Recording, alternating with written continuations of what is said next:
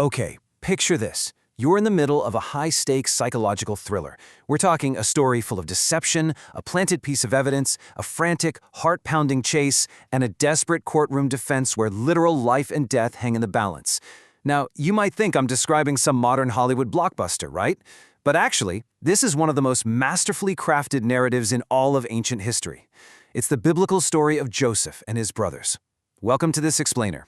Today, we're unpacking the absolute climax of the Genesis narrative, a moment that hinges entirely on a single shiny object and the speech that literally changed the course of history. So, let's dive into this. To really understand the sheer gravity of what's happening here, we have to ask a question that, on the surface, seems completely illogical.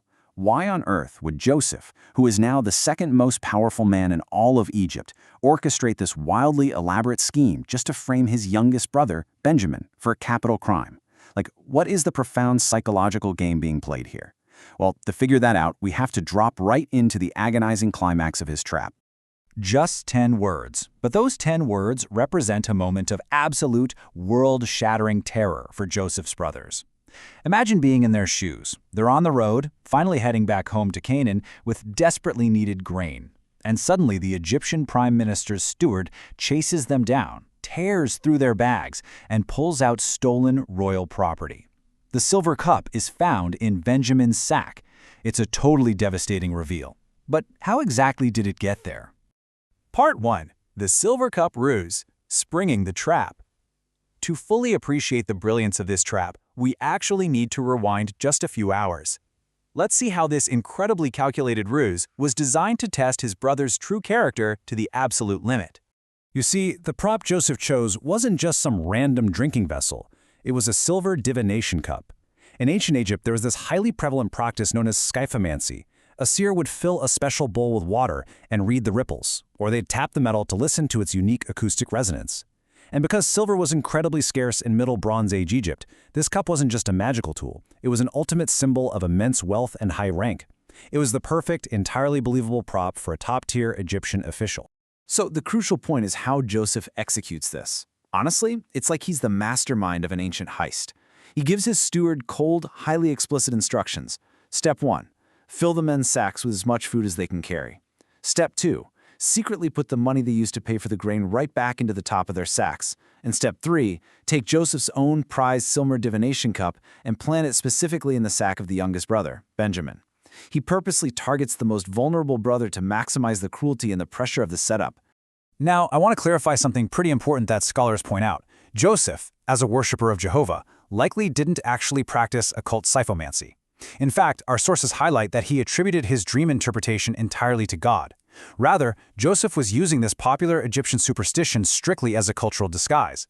It added immense, terrifying weight to the accusation and perfectly hid his true Hebrew identity from his brothers, all while setting the perfect stage to isolate Benjamin. Part 2. The Chase and the Investigation. Let's move to the chase and see how this tension builds. As soon as the sun rises, the brothers are sent away.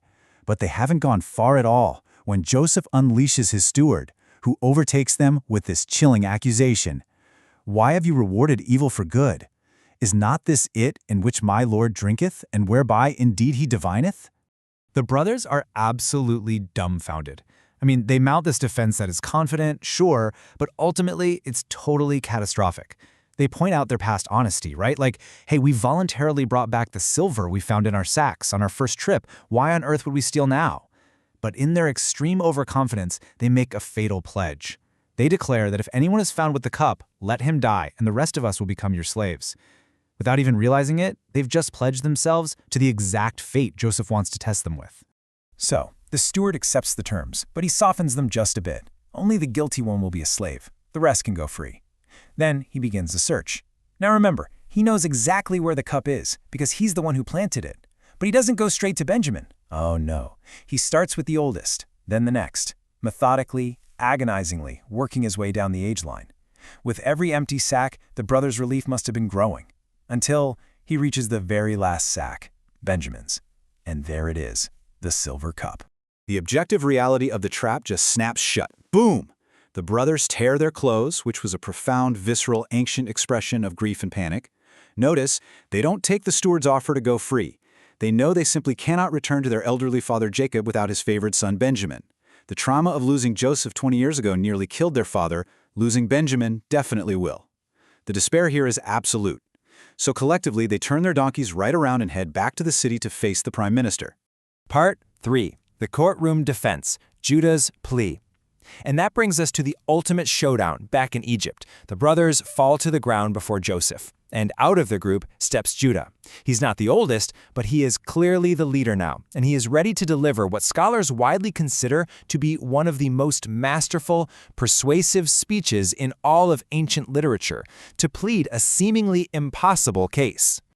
And this brilliantly illustrates a really fascinating literary and rhetorical technique called metadiegesis. Sounds fancy, but it's basically a story within a story. Judah doesn't just stand up and argue the facts. He fully takes on the role of an authoritative narrator. He creates a comprehensive, second-level narrative, retelling the history of their family and their interactions with the prime minister to completely reframe this situation. When you compare the raw, objective facts to Judah's retelling, his strategy becomes incredibly clear. The actual reality of their previous visit was harsh. Joseph accused them of being spies, threw them in prison, and kept their brother Simeon as a hostage. But in Judah's speech, all of that harshness is completely scrubbed away.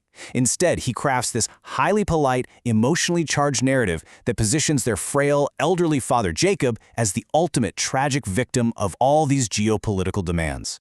Judah brings out a whole toolkit of linguistic politeness and persuasion. First, he flatters Joseph, basically equating his power to Pharaoh's.